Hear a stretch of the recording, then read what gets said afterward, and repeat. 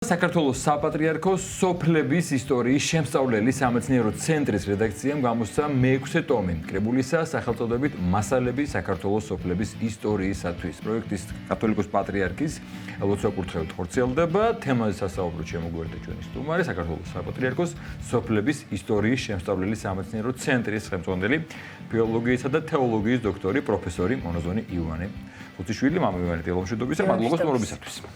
ძალიან საინტერესო გამოცემა თქვენი ცენტრი აგრძელებს რა თქმა უნდა აქტიურ მუშაობას მისი უწმინდესობის ლოცვა-კურთხევით და ჩვენ ვიცით პატრიარქი რა ყურადღებას აქცევს ამ თემას ზოგადად არაერთი ქადაგება აქვს ნეზმული და ეპისტოლები და მისი ერთ-ერთი საქმიანობა ისე როგორც ბევრი სხვა მიმართულება და აი თქვენი ცენტრი ძალიან ბევრს შრომობს ამისთვის ახალი გამოცემა რომელიც დღეს ჩვენ გვინდა ვისაუბროთ და ერთგვარი წარდგენა ჩვენთან მოახდინოთ საზოგადოებისთვის. მადლობა მინდა მოგახსენოთ დაინტერესებისათვის და უკვე მე-6 ვართ თქვენთან და პატრიარქის ლოცვა-კურთხევით კიდე დიდხანს მინდა ვიაროთ, რომ წარვადგინოთ ხოლმე, იმიტომ რომ სწორედ პატრიარქია ეს ადამიანი, რომელმაც გარკვეულად მნიშვნელოვანი ეპოქა შექმნა, ეპოქა, რომელზედაც აი ახლა შემოვიდოდი თქვენთან წიგნები დევს, ერთ-ერთი წიგნია პროფესორ სერგი ავალიანის ფილოსოფიური ხედვანი პატრიარქთან დაკავშირებით და საინტერესო ასპექტებია გამოყოფილი და ამ ასპექტებიდან ერთ-ერთი მნიშვნელოვანია სოციალურ-პოლიტიკური ასპექტი, რომელიც უახლოესად მნიშვნელოვანია. რატო? სოფელი არის ჩვენი ქვეყნის ხერხემალი. ცხადია.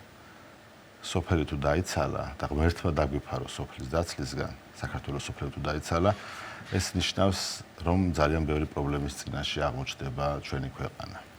მე გადავავლე თვალით წლევანდელ სტატისტიკურ მონაცემებს არასახარბიელო მდგომარეობა და იმასაც ვიტყვით, რომ ძალიან ბევრი სოფელი უკვე სამწუხაროდ დაცლილია.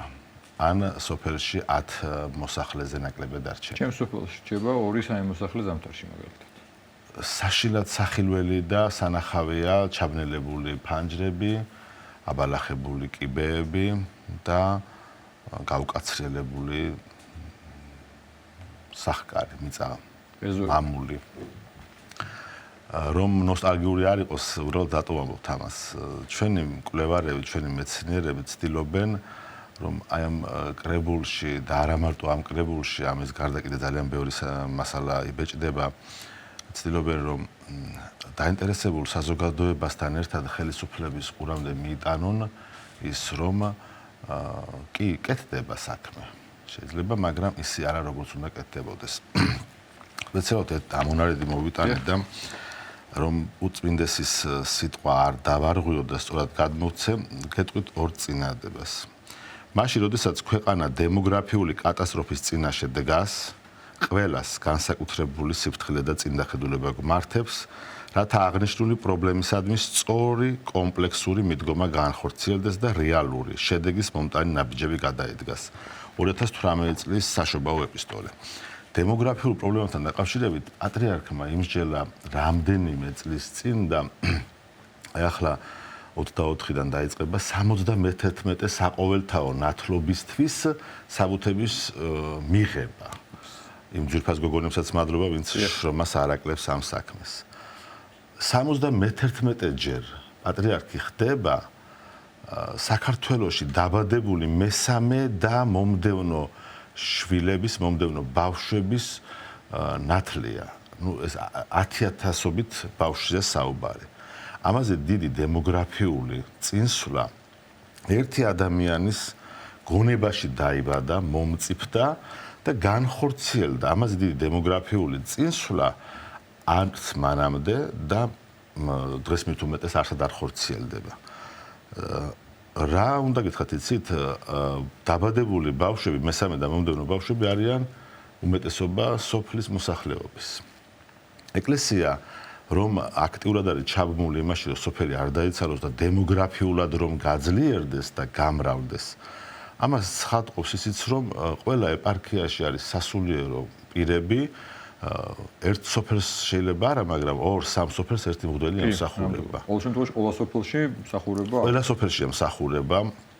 ძალიან იშვიათად ნახავთ გამოკეტილი ეკლესიის კარს და ეს განსაკუთრებით იგრძნობოდა იმ 4 წლის განმავლობაში, როდესაც პანდემია მძვინვარებდა, რომ ჩვენი პატრიარქის და მღვდელმთავრების და მღვდლების ლოცვა კურთხევით და ასევე მრევლის აქტიურობით არ დაკეტილა ეკლესია მონასტრები. როგორ გავაგზავნოთ ახლა და არ მინდა ეს ვინმე ჩათვალოს, რომ რაიმე ესეც უკეთებ რეკლამას და არ ჭირდება ჩემი რეკლამა საქართველოს ეკლესიის საჭირო პრობლემისა და მის გარშემო არსებულ ადამიანების აქტიურობას და თავდადებას, რომ სოფელში და ქალაქში დემოგრაფიული მდგომარეობა იყოს ზენიტში. ვიტყვი რამდენიმე სიტყვას ჩვენს კრებულზე, სადაც თავმოყრილია რამდენიმე ძალიან ჭკვიანი ადამიანის კვლევა. აქედან საინტერესოა კარდენახის ისტორია ამირან ბასილაშვილის, რომელიც ძალიან სწორ აქცენტებს აკეთებს. შარშანდელი წელი გვინდოდა გამოგვეცხადებინა, ჩვენ ვაპირებდით ამას რაფიელ ერისთავის წლად, ვინაიდან რაფიელ ერისთავია ის მაღალი რანგის სახელმწიფო და საზოგადო მოღვაწე, რომელიც საქართველოს თითქმის ყველა ცენტრალურ კუთხეში მოღვაწეობდა. ეს იქნება შიდა ქართლი, გორი, ეს იქნება კახეთი, სამეგრელო, იმერეთი და ერთ-ერთი წერილის ავტორი წერა-კითხვის საზოგადო გამავრცელების საზოგადოებაში მოღვაწეობდა რაფიელ ერისთავი და მას მიუძღვნა წერილი ხაშურის სამუზეუმო გაერთიანების მმართველმა ბატონმა თამაზ ლაცაბიძემ, რომელსაც ახლახან შეუსრულდა 70 წელი და ვულოცავთ ჭარმაკ მეცნიერს, იმიტომ რომ ძალიან საინტერესო პროექტებს ახორციელებენ ხაშურში.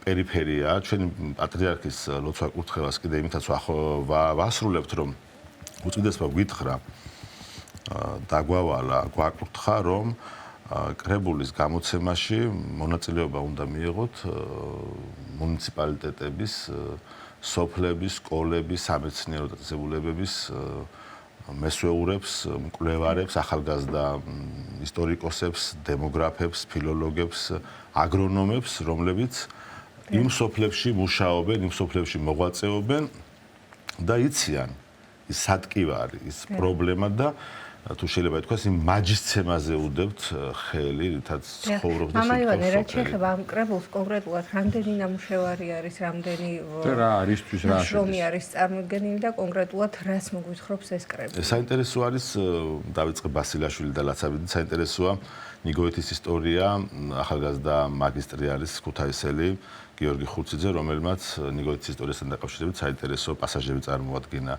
ბატონი თამაზ ფუტკარაძე აჭარის საარქივო სამმართველოს ერთ-ერთი სამსახურის ხელმძღვანელია, აჭარის ბათუმის შოთა რუსთაველის უნივერსიტეტის პროფესორი. წელათის ისტორია წარმოადგინა, საინტერესოა იმდენად, რამდენადაც აქ არის ორი გვარის ისტორია განხილული. ახალგაზრდა მკვლევარმა, ისტორიის დოქტორმა ვალერი კეკენაძემ წარმოადგინა საჩხერის მუნიციპალიტეტის აღწერის 1890-იან და 1930-იან წლების შედეგები, რასთან დაკავშირებული, რომ რამდენად ცდილობდნენ იმ ავადსახსენებელ პერიოდს ვეძახით, მაგრამ გაცილებით მეტი მოსახლეობა იყო რაიონში და სოფლებში, ვიდრე დღეს არის და შესაბამისად ამ მიმართულებით დემოგრაფიასთან დაკავშირებით გააგრძელებს ვალერი მუშაობას. არის ახალგაზრდა მეცნიერის ბექა ჭიჭინაძის საინტერესო წერილი იმ მნიშვნელოვან საკითხებზე, რომელიც ეხება საქართველოს და მის ისტორიას, რომელიც აკადემიკოსების სიმონ და თინა ყაუხჩიშვილების შრომებში ვერ შევიდა, მოგვიანებით აღმოჩენილი ბერძნულენოვანი, კოპტური და სირიული ტექსტები იქნა თარგმნილი. ამით ჩვენ იმ აქცენტებს ვაკეთებთ, რომ ეს ავტორი იმაზე, რომ თუ რამდენად პოპულარული და მნიშვნელოვანი იყო ახლო აღმოსავლეთში და მეზობელ ქვეყნებში და ახლო აღმოსავლეთ ევროპაში ქართველი ხალხი თავიანთი რაინდული თვისებებით თუ როგორ გამოირჩეოდნენ და ჩვენ წარსულზე არ უნდა ვილაპარაკოთ მარტო, ცხადია და ბექა აკეთებს საინტერესო ხედვა აქვს იმაზე, რომ აგრძელებს კვლევას თუ რამდენად დიდი ისტორიის არის ქართული კულტურა და როგორ განეფინებოდა ეს სამეზობლოში, როგორი ავტორიტეტით სარგებლობდნენ ქართველები. რას გვაძლევს ეს? ეს გვაძლევს იმას, რომ ვაჩვენოთ ცივილიზებულ მსოფლიოს და თანამედროვე მსოფლიოს რომ ქართველი ხალხი არ ვართ ერთ ადგილას არ ვკეპნით, ვიზრდებით, როგორც მეცნიერულად, ისე კულტურულად, ვიზრდებით სულიერად, თუმცა სამწუხაროდ იცლება ქვეყანა. მას მარტო ხელისუფლებას ვერ დავაბრალეთ, ეს ხალხის ბრალეულობაც არის, როგორც ჩანს, აქ უწვდისი ამასაც ამბობს, რომ საერთოდაც ყველანი უნდა გავერთიანდეთ და სამშობლოს შევეხიდოთ, განსაკუთრებით ვთხოვ ამას ჩვენს ახალგაზრდებს. ძიმე სოციალურ-ეკონომიკური მდგომარეობის გამო სოფლად მცხოვრები მოსახლეობის დიდი უმრავლესობა სიღარიბის ზღვარზე და ბევრ შემთხვევაში იძულებულია თავისი ქონება ძალზე იაფად გაასხვისოს. აი მეტი გზავნილი არც გვჭირდება და არც არის აუცილებელი მეტი გზავნილი თუ რამდენად მნიშვნელოვან აქცენტებს აკეთებს პატრიარქი. დიდი მადლობა. უგემესი მადლობა მამა ივანე მობრძანებისათვის. მაყურებელს შევახსენოთ საქართველოს საპატრიარქოს სოფლების ისტორიის შემსწავლელი სამეცნიერო ცენტრის საზონელი ფილოლოგიის და თეოლოგიის დოქტორი პროფესორი მონაზონი ივანე ხუთიშვილი იყო ჩვენი სტუმარი.